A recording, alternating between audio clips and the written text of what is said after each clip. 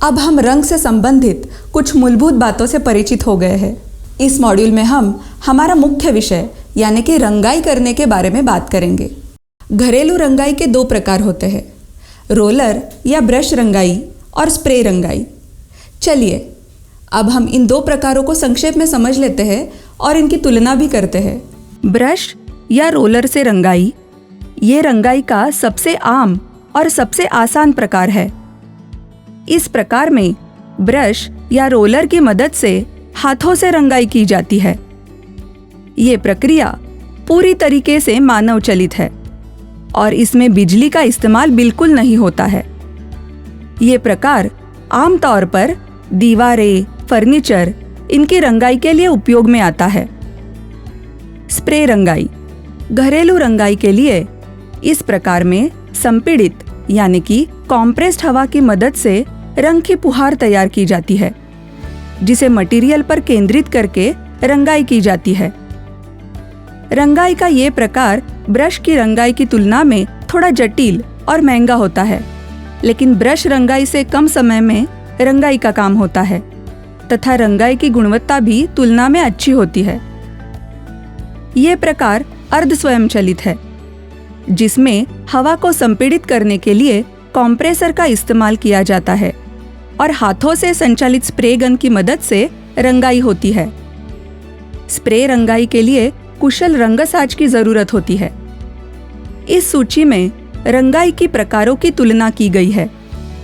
इसे आपको समझ में आया होगा कि ब्रश या रोलर रंगाई की विधि सबसे सुलभ और सस्ती है।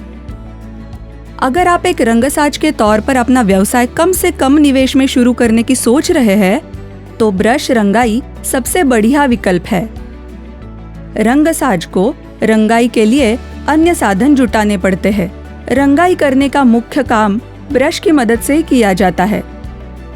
ब्रश के मुख्य प्रकार और उनके उपयोग कुछ इस प्रकार है।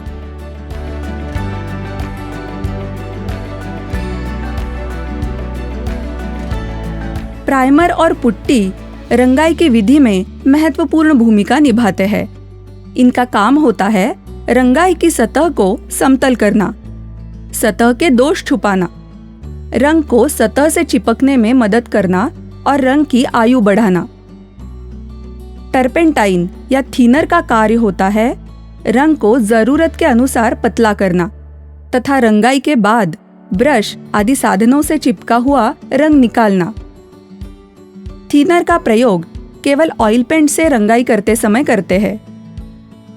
रंगाई के लिए सतह तैयार होने के बाद समय आता है रंगाई का। रंगाई का काम शुरू करते समय सारे सुरक्षा साधन पहनना जरूरी है।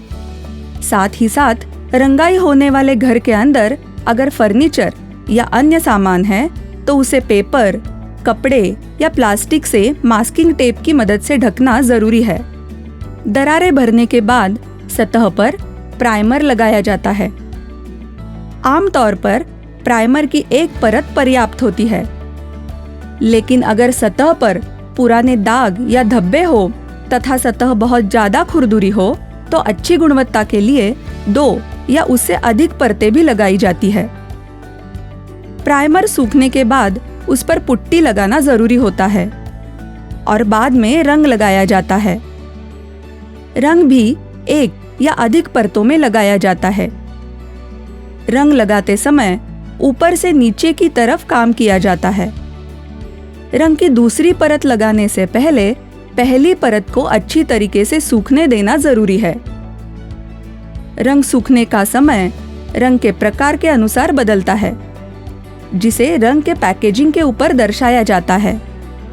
दीवार रंगाई के लिए उपलब्ध रंगों की सूची लंबी है।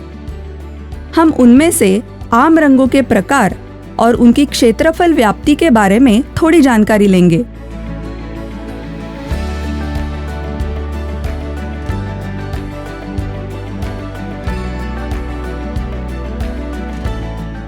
क्षेत्रफल व्याप्ति सतह के अवशोषण यानी एब्सॉर्प्शन की मात्रा पर निर्भर होती है।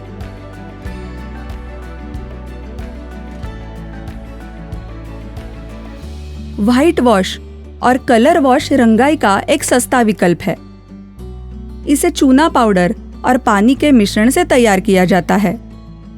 चूने के इस्तेमाल के कारण इसका रंग सफेद होता है तथा चूने के जीवाणु विरोधी गुणधर्म के कारण व्हाइट वॉश से रंगाई की दीवारों पर फंगस इत्यादि अनचाहे जीवाणु नहीं पनपते। व्हाइट वॉश में मनचाहा पिगमेंट डाल के कलर वॉश तैयार किया जाता है। रंगाई पूरी होने के बाद रंगाई के उपकरणों की साफ सफाई की जाती है। ब्रश या रोलर को थिनर या फिर पानी में डुबोया जाता है ताकि उन पर लगा रंग निकल जाए और उन्हें अगली बार भी इस्तेमाल किया जा सके। तो इस मॉड्यूल में हमने रंगाई करने के बारे में विस्तार से जान लिया है। अब अगले मॉड्यूल में हम रंगाई करते समय कौन सी सावधानियां बरतनी जरूरी है ये देखेंगे।